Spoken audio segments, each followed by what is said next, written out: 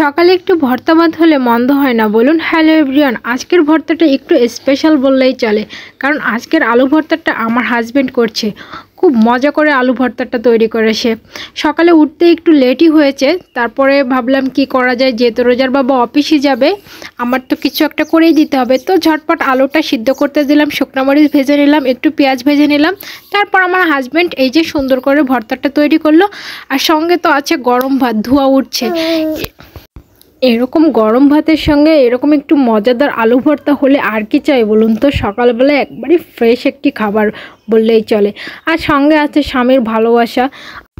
যদিও সবসময় ভর্তাগুলো আমি করি, কিন্তু আজ একটু তার হাতে খেতে ইচ্ছে হলো। ভর্তা মাঝে মাঝে হয় না, একটু অন্যের হাতের রান্না হলে কি ভর্তা হলে খুবই ভালো লাগে। আজ আমার তার হাতে খেতে ইচ্ছে হয়েছে ভর্তা, তাই তাকে দিয়েই ভর্তাটা তৈরি করালাম। আপনাদের যদি আমার ভিডিওটা ভালো লাগে বন্ধুদের সঙ্গে শেয়ার করতে